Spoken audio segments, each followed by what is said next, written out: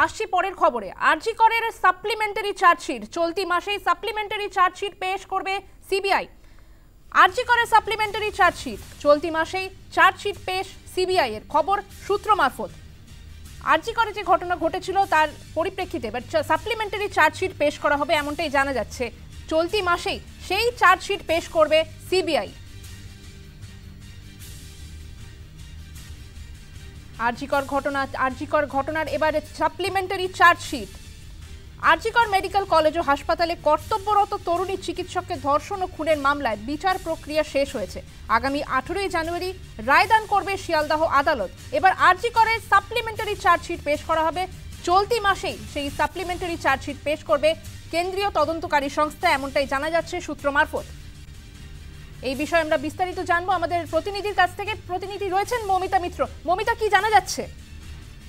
দেখো, গত 9ই August RG Kar medical কলেজে যে ধর্ষণ এবং খুনের ঘটনা ঘটেছিল এবং সেখানে দেখা যাচ্ছে যে ইতিমধ্যেই শিয়ালদা আদালতের তরফে নির্দেশ দেওয়া হয়েছে যে 18 জানুয়ারি রায় ঘোষণা হবে। এবং তুমি জানো যে প্রথম যে চার্জশিট পেশ করা হয় সিবিআই এর তরফে, সেই চার্জশিটে একমাত্র অভিযুক্ত হিসেবে সঞ্জয় রায়ের নামই উল্লেখ করা ছিল। যদিও ধর্ষণ এবং খুনের মামলায় পরবর্তীতে টালা থানার প্রাক্তন ওসি অভিজিৎ মন্ডল এবং আরজিকর মেডিকেল কলেজের প্রাক্তন অধ্যক্ষ সন্দীপ ঘোষকে গ্রেফতার করেছিল সিবিআই, কিন্তু তাদের বিরুদ্ধে যথাযথ তথ্য প্রমাণ না দিতে পারার কারণে বা চার্জশিটে সেই সংক্রান্ত কোনো উপযুক্ত তথ্য প্রমাণ না থাকার কারণে তারা কিন্তু ছাড়া পেয়ে গিয়েছেন। এবং যেটা সিবিআই সূত্র মারফত খবর পাওয়া যাচ্ছে যে চলতি মাসেই বলা যেতে পারে যে এই ধর্ষণ এবং খুনের মামলার ক্ষেত্রে অতিরিক্ত চার্জশিট বা সাপ্লিমেন্টারি চার্জশিট জমা দিতে চলেছে সিবিআই। অর্থাৎ বারবার করে সিবিআই আধিকারিকরা, তদন্তকারী আধিকারিকরা বারবার করে শিয়ালদা আদালতে যেটা বলেছিলেন যে যে বিষয়টা নিয়ে বারবার করে প্রশ্ন উঠেছিল যে একমাত্র সঞ্জয় রায়কেই মূল অভিযুক্ত বলা হচ্ছে, সেক্ষেত্রে এই ঘটনার সঙ্গে কি আরো কেউ বা তারা জড়িত, বা শুধুমাত্র সঞ্জয় রায়ের পক্ষে একা কিভাবে এই কাজ করা সম্ভব।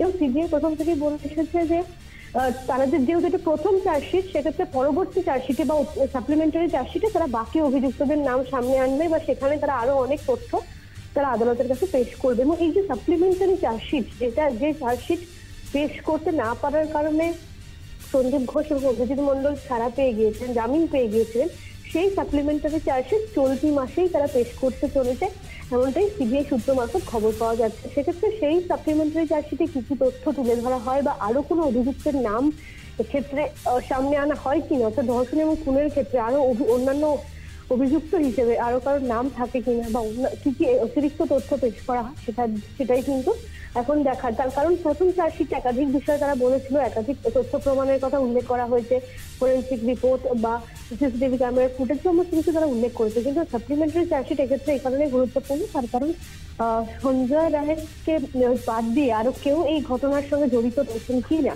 বা তাদের কি ভূমিকা রয়েছে বা হাসপাতাল কর্তৃপক্ষের কি ভূমিকা রয়েছে এক্ষেত্রে, সেই বিষয়টা কিন্তু স্পষ্ট হয়ে যাবে সিবিআই এর এই সাপ্লিমেন্টারি চার্জশিটে পেশ করা তথ্যের মধ্য দিয়ে। এবং সেই সাপ্লিমেন্টারি চার্জশিট চলতি মাসেই সিবিআই পেশ করতে চলেছে শিয়ালদা আদালতে, এরকমটাই একটা সূত্র মারফত খবর পাওয়া যাচ্ছে।